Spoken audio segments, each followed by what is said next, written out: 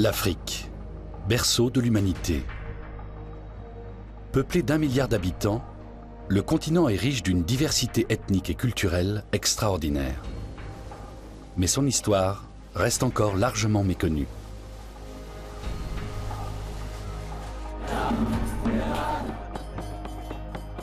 Cette lacune commence peu à peu à se combler, car au cours des dernières décennies, historiens et archéologues ont fait de prodigieuses découvertes. À défaut de documents écrits, l'histoire de l'Afrique s'est transmise à travers les bijoux et les sculptures, la culture, les traditions et les légendes.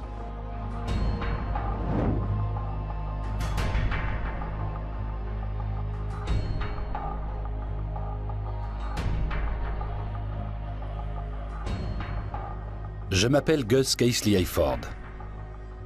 J'ai étudié pendant de longues années la civilisation, l'art et l'histoire du continent africain. En tant qu'historien de l'art, j'ai l'habitude de faire parler les objets du passé. Je veux remonter le temps et découvrir ce que sont devenus les anciens royaumes d'Afrique.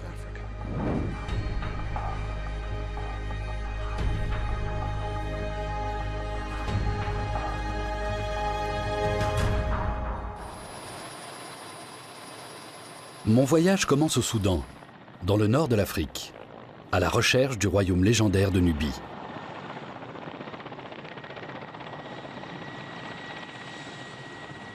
À quoi ressemblait la Nubie? Était-ce un État puissant? Quelle fut la cause de son déclin? Pour le découvrir, je quitte Khartoum, la capitale soudanaise, et me dirige vers le nord. Je réalise un rêve de gosse. Cet hélicoptère qui date de Mathusalem va nous faire survoler les sites antiques de Nubie. J'ai un guide fantastique, Mahmoud, qui va les décrypter pour moi.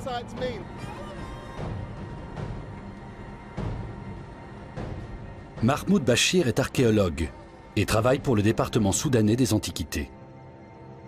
Il me fait voyager dans les airs, mais aussi dans le temps, puisque nous retournons presque 10 000 ans en arrière, à l'époque où les hommes commencent à se sédentariser et à faire de l'élevage. Nous longeons le Nil. Sans le fleuve, cette région serait un désert.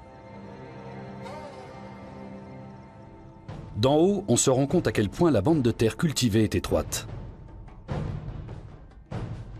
Nous quittons la vallée verte du Nil en direction du désert. La Nubie est le nom traditionnel de la région située dans le nord du Soudan, près de la frontière égyptienne. Elle est mentionnée pour la première fois par les anciens Égyptiens comme un simple avant-poste, pourvoyeur de trésors, d'esclaves, de danseuses et de lutteurs. La Bible décrit ses habitants comme un peuple de guerriers et de mercenaires. Les Romains tenteront vainement d'en faire la conquête. Pour eux aussi, la Nubie n'est qu'un désert peuplé de barbares. Pourtant, ce royaume nous a légué quelques-uns des monuments les plus impressionnants d'Afrique et du monde, notamment ses imposantes pyramides. De cette civilisation florissante, nous ne savons presque rien.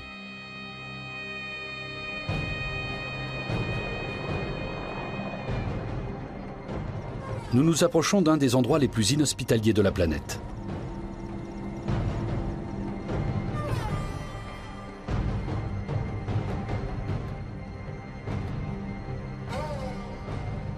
Il fait presque 50 degrés.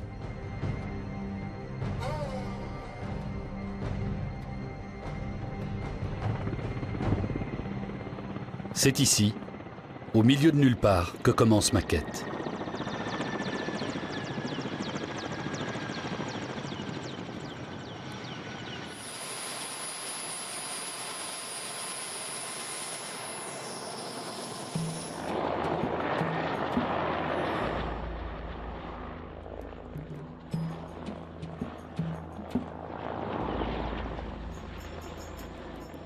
Nous sommes dans le désert de Nubie, à plus de 400 km de Khartoum.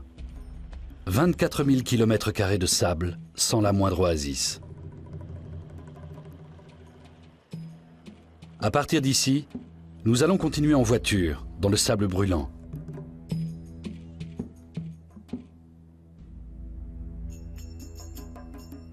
Selon les archéologues, c'est ici qu'est apparue la civilisation nubienne il y a plus de 7000 ans.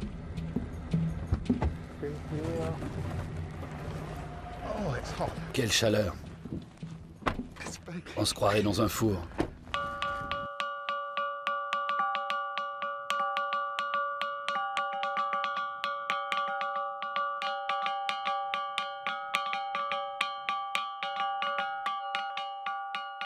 On a recensé dans ce désert des centaines de gongs en pierre. Le son est produit uniquement par la pierre, polie à force d'avoir été utilisée comme instrument depuis plus de 7 millénaires, bien avant les Romains et les pharaons.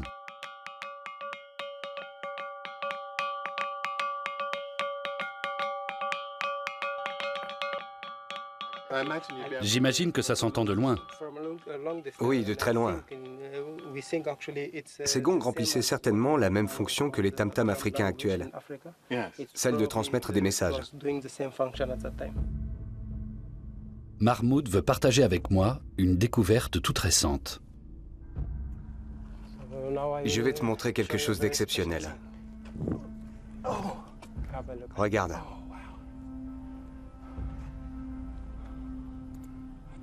Incroyable, des vaches.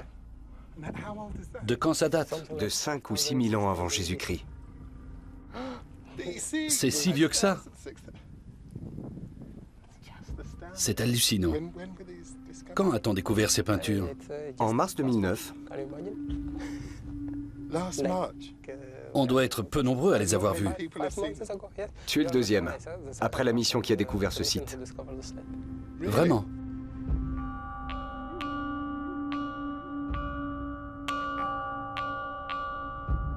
Les peintures rupestres sont les plus anciennes formes d'art. Selon les chercheurs, elles ne représentent pas nécessairement le quotidien des hommes, mais plutôt les choses qui avaient le plus de valeur à leurs yeux.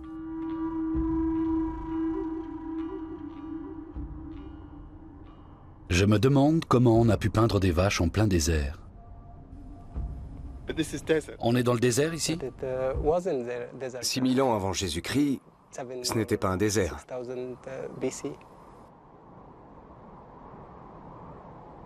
Depuis, effectivement, un changement climatique est passé par là. Des études récentes montrent qu'il y a 7000 ans, le Sahara était en grande partie couvert de végétation.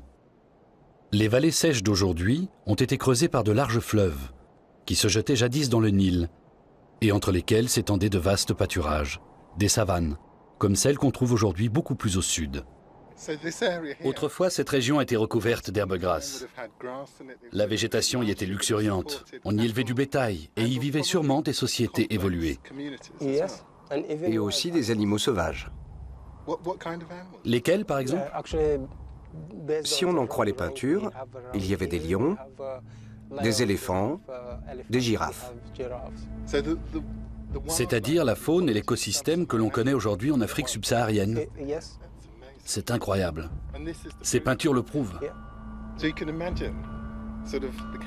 Avec un peu d'imagination, on peut se représenter des troupeaux dans cette vallée. La rivière qui coule là-bas et quelqu'un qui peint des dessins sur ce rocher.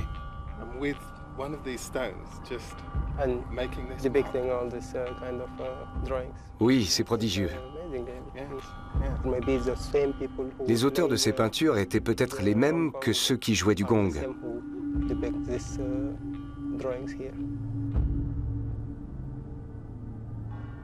Le processus de désertification a duré plusieurs milliers d'années. La société d'éleveurs, à l'origine de ces peintures rupestres, a évolué vers une civilisation plus complexe, laquelle a produit quelque chose d'assez spectaculaire, comme je vous le montrerai tout à l'heure.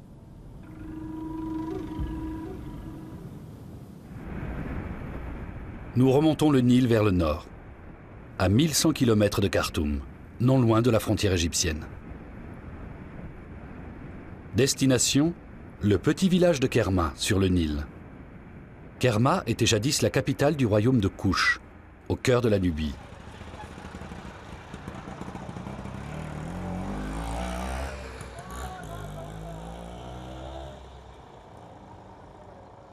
Ces 10 dernières années, les archéologues ont mis au jour les vestiges d'une cité imposante datant de 2000 ans avant notre ère.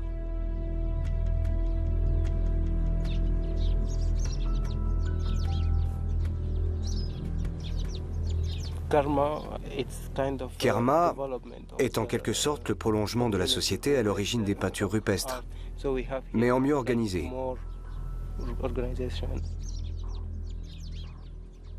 Au cœur de cette cité, trônait un immense édifice en briques d'argile crue, la Defoufa. C'est la plus ancienne construction de ce type en Afrique et l'une des plus grandes. Elle est constituée d'un seul bloc.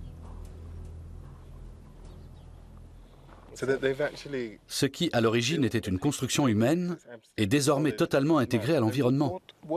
Quelle pouvait être sa fonction? C'était certainement un lieu où on accomplissait des rites.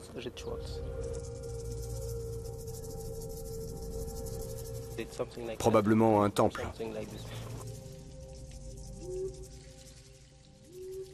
Nous ignorons quel dieu vénérait les Nubiens, mais selon Mahmoud, ce temple était le pôle d'attraction de la région. De nombreux rois y ont fait bâtir des palais.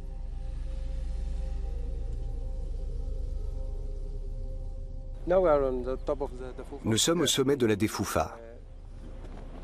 Tout autour s'étendait la ville administrative de Kerma. Ce sont les fondations? Oui, on a déduit la structure des constructions d'après leur emplacement.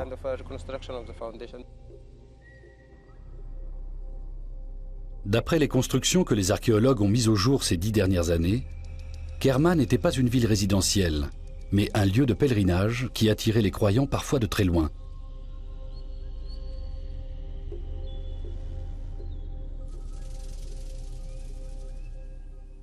Il y a un petit musée consacré à la civilisation nubienne.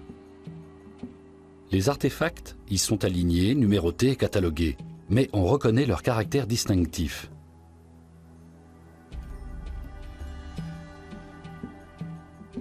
Par exemple, les céramiques. Les habitants de cette partie de l'Afrique ont pratiqué très tôt la poterie, avant les Égyptiens. Les spécialistes exerçaient à Kerma. Ces cruches à la surface polie et aux bords noirs et fins ont été réalisées entièrement à la main. Les artisans n'utilisaient pas de tour de potier.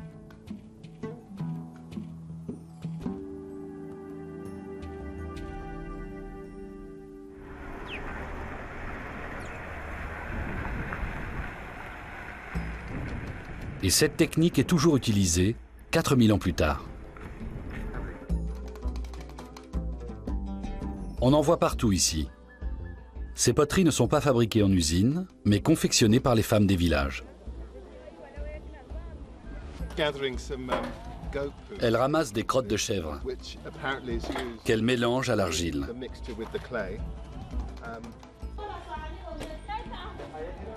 C'est dans un village situé sur la rive opposée du Nil que les femmes fabriquent ces pots magnifiques. Elles nous font une démonstration.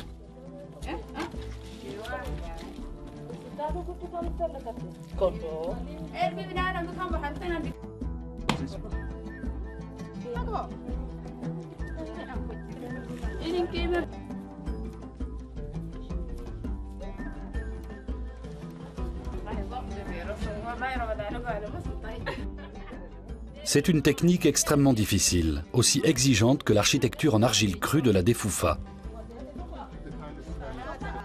Le procédé peut paraître archaïque, mais il est parfaitement adapté aux conditions locales.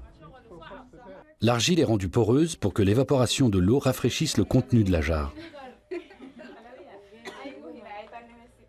Il y a plus de 4000 ans, le peuple de Nubie érigeait une grande cité et inventait un art de la céramique encore pratiqué de nos jours dans cette partie de l'Afrique. Mais il n'a laissé aucun document écrit. Heureusement, les fouilles archéologiques menées à Kerma éclairent notre lanterne. C'est ici que les Nubiens de Kerma enterraient leurs morts. Le cimetière a été découvert en 1913 par des Américains. Ils ont fait des découvertes étonnantes. On est dans le cimetière oriental qui faisait partie de Kerma. Nous nous trouvons en bordure d'un immense tumulus de près de 100 mètres de diamètre. Une mystérieuse dalle blanche indique le milieu. et une sorte de chemin conduit de l'autre côté du tertre. Malgré ses dimensions, il s'agit de la tombe d'une seule personne. Tout autour se trouvent d'autres restes macabres.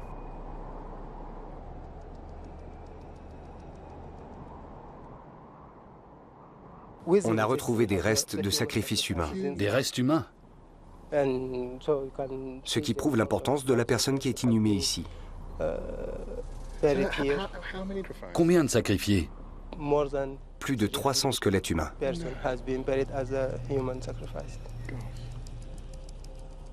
Dans la culture nubienne, la mort était assimilée au sommeil. Autour du tumulus, on a retrouvé 322 squelettes, sans doute ceux des courtisans et de la famille du défunt. On ignore si on leur administrait des drogues et s'ils recevaient la mort de leur plein gré. En tout cas, il n'y a aucun signe de violence. Les auteurs des fouilles effectuées ici il y a une centaine d'années pensaient que Kerma était la résidence d'un souverain égyptien. Une supposition erronée, qui puise aux nombreux préjugés de l'époque où elle a été émise, lorsqu'on estimait inimaginable l'existence d'une haute civilisation noire. L'étude scientifique de la Nubie est longtemps demeurée une sous-spécialité de l'égyptologie.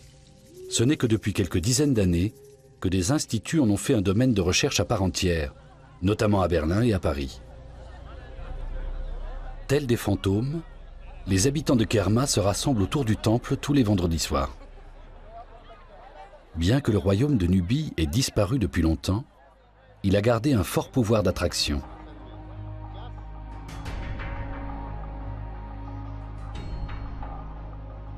Même pour moi, ces ruines ont désormais un sens. D'une certaine façon, Kerma est le royaume perdu que j'ai toujours rêvé de voir. C'est aussi spectaculaire que tout ce que j'ai pu admirer en Égypte. Kerma témoigne d'une civilisation vieille de 5000 ans, fondée sur une économie rurale, dans laquelle le bétail symbolisait le pouvoir et la richesse. Une constante qui perdure dans les sociétés africaines.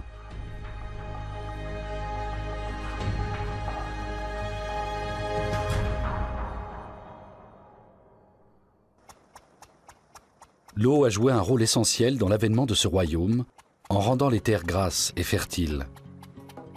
À la même époque, les Égyptiens, voisins des Nubiens, doivent mettre au point des techniques d'irrigation pour pallier le manque de bonnes terres.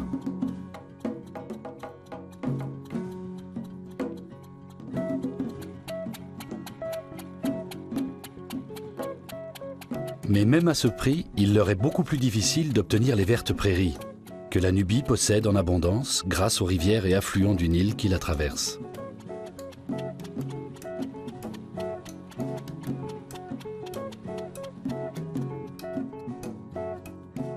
C'est pourquoi la Nubie est très convoitée par les pharaons. En 1500 avant Jésus-Christ, les Égyptiens envahissent son territoire.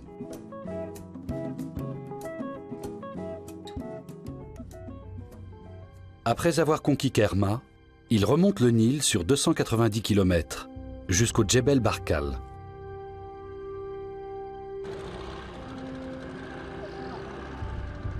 Avec Mahmoud, je suis le même itinéraire afin de rejoindre le promontoire rocheux.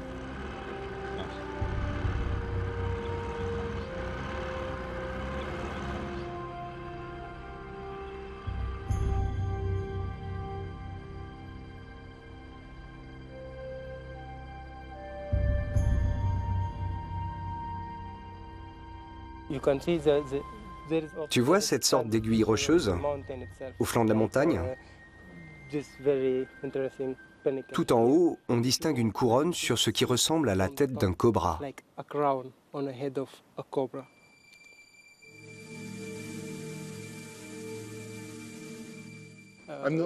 Je ne vois pas de cobra. Regarde l'aiguille. À son sommet, il y a comme une couronne. Sur les côtés, tu vois la bouche d'un cobra. Et si tu te concentres, tu aperçois une partie de l'œil. Ah oui, maintenant je le vois. Ça a un peu cette forme-là. Ça fait penser à un cobra en train de danser. Et il porte une couronne sur sa tête. Exactement. Le symbole de la royauté. Les anciens Égyptiens y voient un signe. Ils pensent que cette montagne est la demeure d'Amon, le roi des dieux dans le panthéon égyptien. De quoi justifier leur conquête de la Nubie. Comment les Nubiens ont-ils réagi à la présence des Égyptiens? À l'époque, la Nubie est passée entièrement sous la tutelle des Égyptiens. C'était une sorte de colonisation? Exactement. Les Égyptiens voyaient la Nubie comme une contrée sauvage et barbare. Des hiéroglyphes égyptiens représentent les Nubiens assujettis et considérés comme des citoyens de deuxième ordre. Les Égyptiens l'appelaient la Nubie misérable. La Nubie misérable? Ces mêmes hiéroglyphes témoignent du pillage des richesses de la Nubie par les Égyptiens. Or, ivoire, peau de singe et de léopard et bien sûr bétail. Les lutteurs nubiens étaient même envoyés en Égypte pour se donner en spectacle, comme des gladiateurs. Cette représentation des Nubiens sous les traits d'un peuple barbare, orchestrée par la propagande égyptienne, a perduré pendant des milliers d'années. Même le nom actuel de Nubien est péjoratif. Dans un vieux dialecte local, le mot Nuba signifie esclave.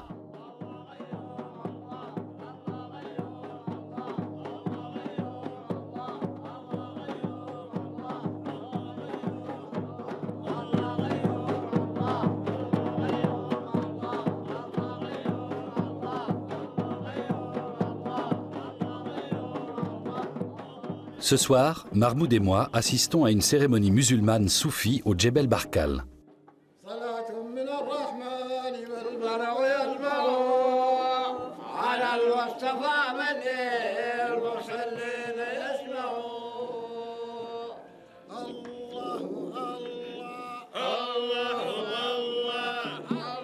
Les fidèles honorent les rites instaurés par un cheikh local, inhumé dans un sanctuaire au pied de la montagne sacrée. La mystique soufie a accéléré la conversion à l'islam du Soudan à la fin du Moyen-Âge, en adaptant certaines traditions culturelles régionales.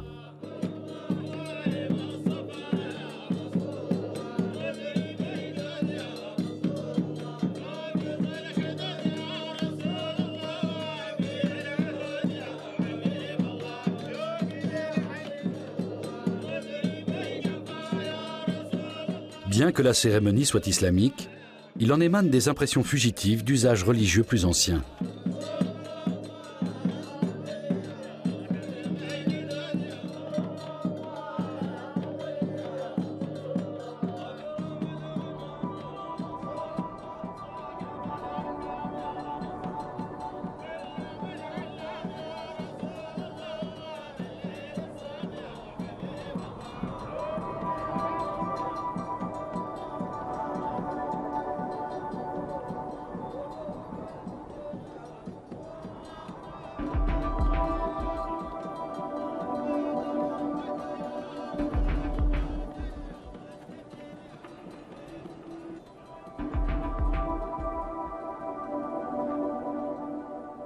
Dans la clarté de l'aube, au sommet de la montagne, avec vue sur le temple égyptien et le sanctuaire soufi, je suis saisi par le sentiment de continuité qui semble régner ici.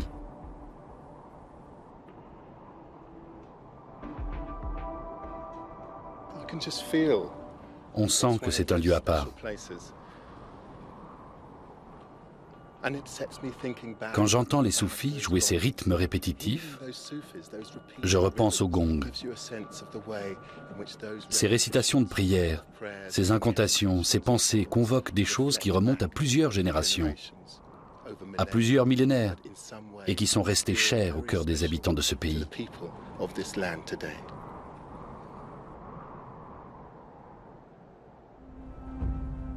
Les événements qui ont suivi l'occupation égyptienne illustre effectivement la résistance de la civilisation nubienne.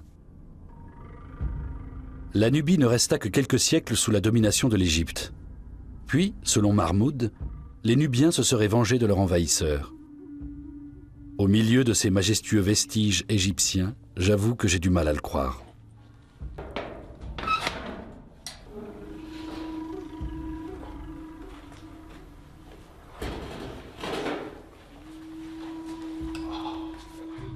Ce temple fut construit en 700 avant Jésus-Christ par un souverain nubien du nom de Taharqa. Mais celui-ci était aussi un pharaon d'Égypte, issu d'une dynastie qui régna pendant un siècle sur un territoire allant du Haut-Nil à l'actuel Liban. Pour honorer l'unification de ces deux royaumes, dans le sanctuaire du temple, il plaça d'un côté les dieux nubiens, de l'autre les dieux égyptiens.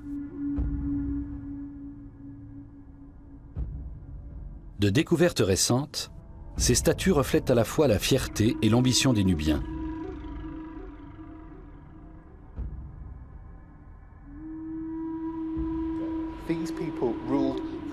Ils régnaient sur l'ensemble du territoire nubien jusqu'en Égypte, au nord.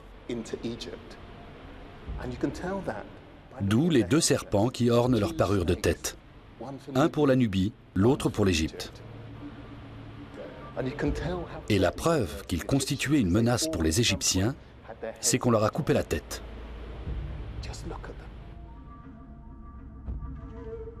Même s'il n'a pas réussi à asservir les Égyptiens, le royaume de Nubie a perduré durant des siècles, enterrant ses rois dans des pyramides, comme les pharaons. On trouve d'ailleurs au Soudan plus de pyramides qu'en Égypte. Pour autant, leur forme est différente. Il ne s'agit donc pas de vulgaires imitations. Bien au contraire, c'est au tour des Nubiens d'afficher leur nouvelle splendeur.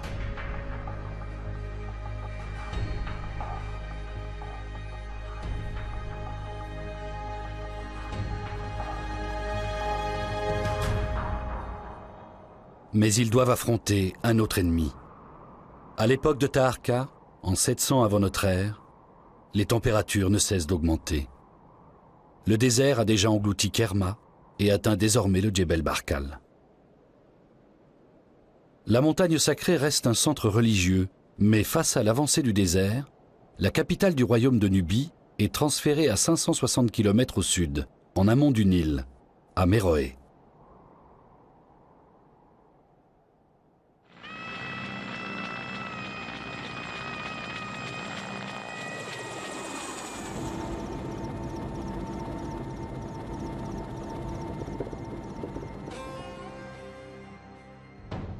Palais et temples témoignent de la renaissance de l'empire nubien à Méroé, jadis une ville entourée d'une végétation luxuriante. La civilisation méroïtique connaît son apogée entre 700 avant Jésus-Christ et le 4e siècle de notre ère. Bien que l'influence égyptienne soit indéniable, certains objets évoquent des croyances typiquement nubiennes.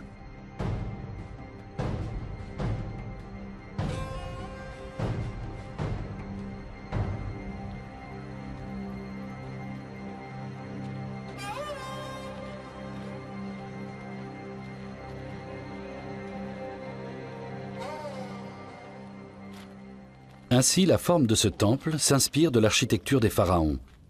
Mais les motifs qui ornent ces murs expriment une vision du monde qui n'a rien d'égyptien. En 200 avant Jésus-Christ, le dieu égyptien Horus est relégué au dernier rang. Amon lui-même se retrouve au deuxième plan, derrière un dieu guerrier nubien, Apadémak. Celui-ci a un rang plus élevé, et il est représenté en train de remettre le symbole de la souveraineté au roi de Nubie.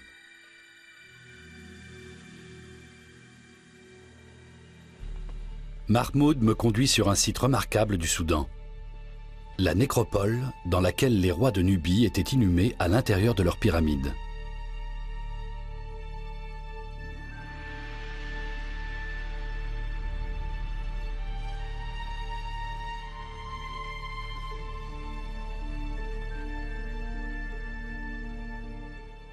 Ici encore, tout indique un retour au mode de vie traditionnel.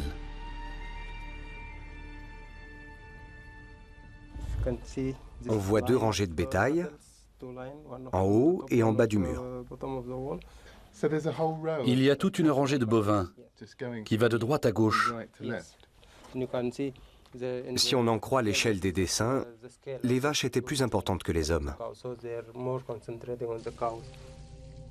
700 ans après être tombés sous le joug de l'Égypte, les Nubiens de Méroé semblent avoir renoué avec leurs véritables racines africaines.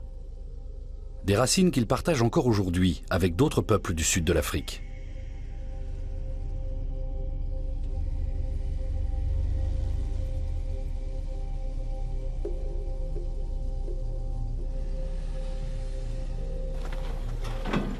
Il est temps de quitter les ruines et de visiter la partie habitée de Méroé. On nous a trouvé un mode de transport royal.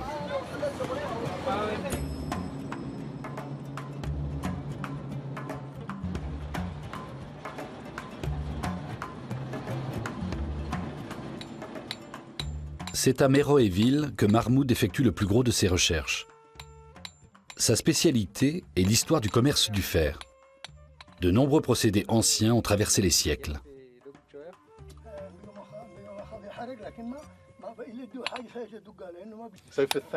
On forge le métal en fusion depuis des milliers d'années.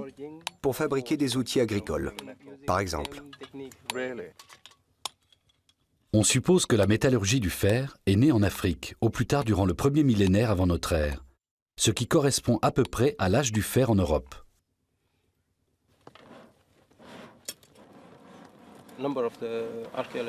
Plusieurs archéologues pensent que la technique de la fabrication du fer a été inventée ici, à Méroé, avant de se répandre dans le reste de l'Afrique. Certains surnomment même Méroé le Birmingham de l'Afrique antique.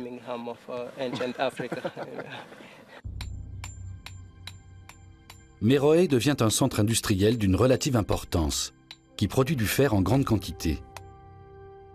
Le royaume de Nubie n'est pas du tout le pays barbare décrit par les auteurs de l'Antiquité. Au IIe siècle avant notre ère, l'écriture s'y développe. Mais si les chercheurs en ont depuis longtemps déchiffré l'alphabet, la langue elle-même reste incompréhensible.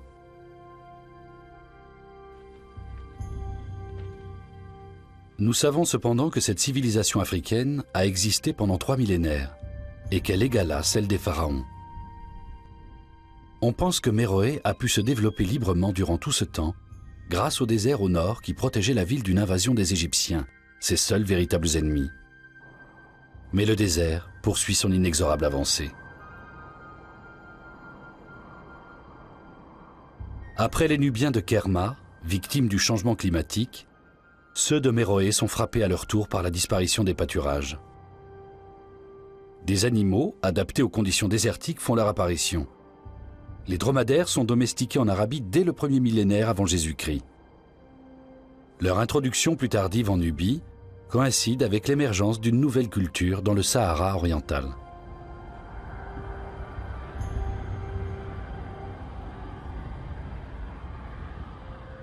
Mahmoud pense que le déclin de Méroé est dû à l'abandon de ses routes de commerce par les nomades.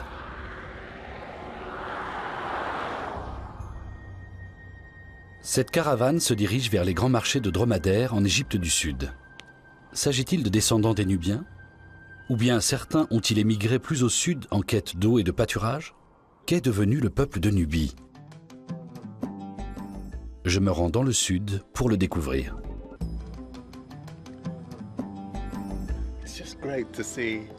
C'est magnifique toute cette verdure. Ça rappelle Kerma à son âge d'or. Pas seulement les habitations ou le mode d'agriculture, mais ce paysage, cette végétation.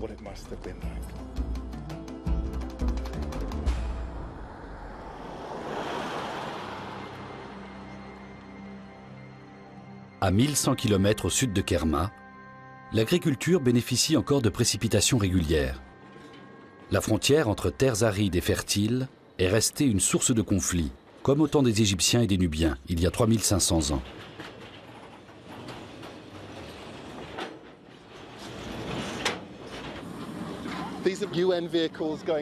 Ce sont des véhicules de l'ONU qui partent pour le Darfour.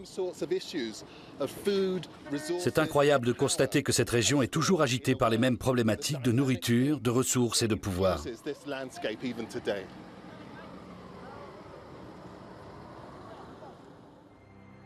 Les récents combats au Darfour, dans l'ouest du Soudan, ont pour principale origine les terres et les droits de pâturage que se disputent nomades et fermiers. De tout temps, les hommes se sont battus pour ces terres. L'histoire se répète d'un siècle à l'autre.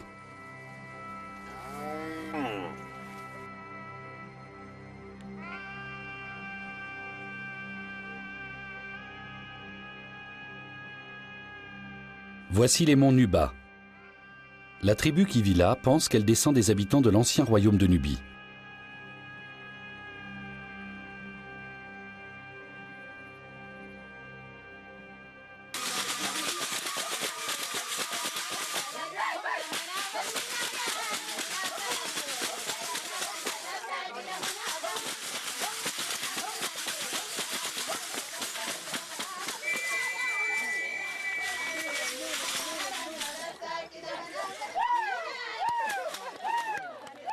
Je suis avec Shaza Rahal, qui a fait ses études en Grande-Bretagne et qui appartient à une famille locale régnante.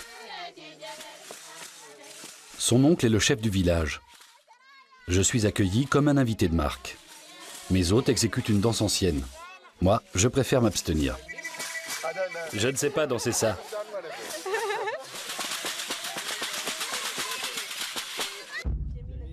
أنا اسمي محمود إبراهيم تولي. Il dit qu'il descend d'une dynastie royale et que les Nubas sont arrivés ici il y a très longtemps. Combien de temps à peu près? الكلام ده يعني الحروب بتاع Environ 300 ans.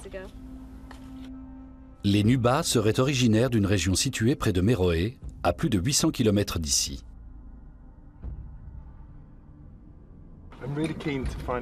J'ai hâte de découvrir s'il existe un rapport entre les habitants de cette région, les Nubas, et l'ancienne Nubie. Cet endroit a-t-il un lien avec la mythologie nubienne? هم النوبيين في مصر والنوب في الشمال والنوب في الجبال كلهم واحد يتفرقوا. Il s'agit d'un seul et même peuple qui s'est tout simplement dispersé. Certains sont restés en Égypte, d'autres ont immigré au Soudan, الباقي يفضلوا وين في مروي. le reste est parti à Méroé. La seule différence est la couleur de leur peau, mais ils partagent la même langue et les mêmes coutumes.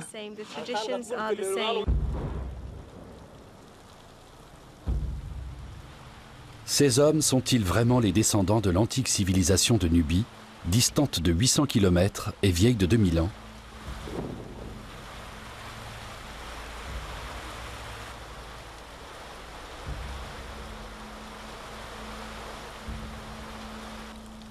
Malgré cet éloignement dans le temps et l'espace, on perçoit comme des échos de ce passé depuis longtemps révolu.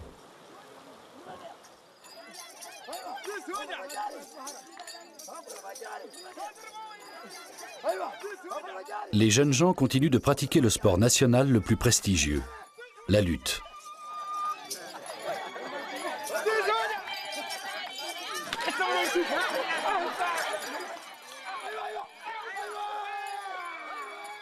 Et si l'on en croit les reliefs que Mahmoud nous a montrés au Djebel Barkal, ils le pratiquent de la même façon qu'en 1500 avant notre ère. Même position, même prise.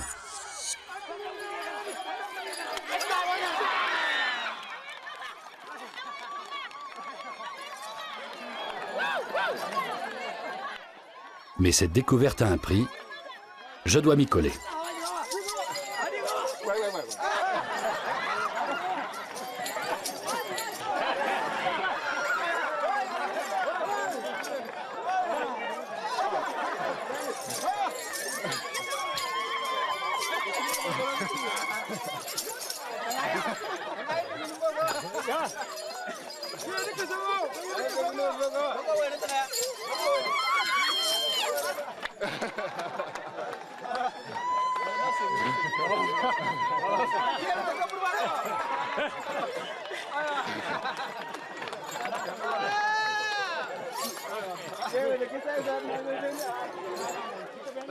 C'est incroyable.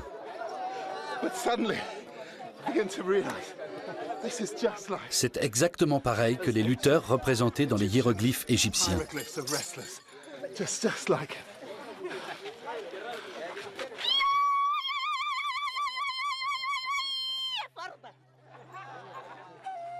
Naturellement, ces similitudes pourraient n'être que le fruit du hasard. Si l'héritage de l'ancienne Nubie existe réellement, il doit se manifester à travers des aspects plus pragmatiques de la vie des Nubas.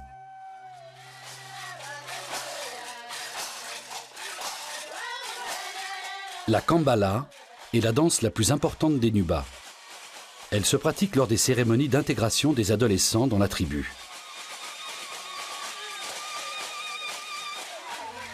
La parure de tête est un crâne de vache. Ce qui m'inspire la réflexion suivante. Autour du tumulus de Kerma, on a retrouvé 5000 crânes de bovins comme ceci. Peut-être s'agissait-il de parures de tête apportées par des danseurs pour les funérailles de leur roi.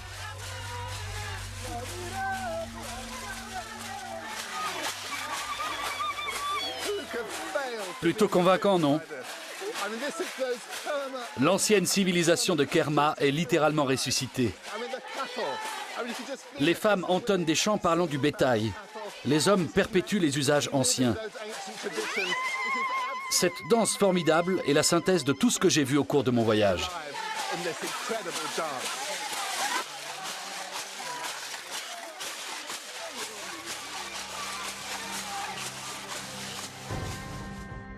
L'héritage culturel existe. Il s'exprime à travers des traditions liées au bétail, à la lutte et aux légendes sur une ancienne patrie. D'un autre côté, comment être certain de la parenté entre les Nubas et les anciens Nubiens?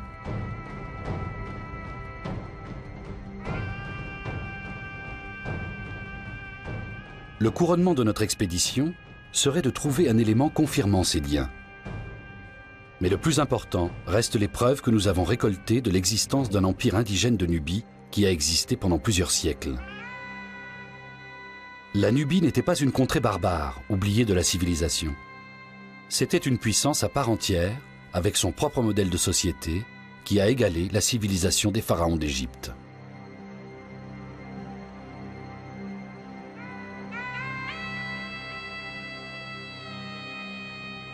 Le royaume de Nubie n'a pas résisté au changement climatique. Mais sa conception du pouvoir, de la richesse et de la dignité royale résonne encore dans l'Afrique d'aujourd'hui.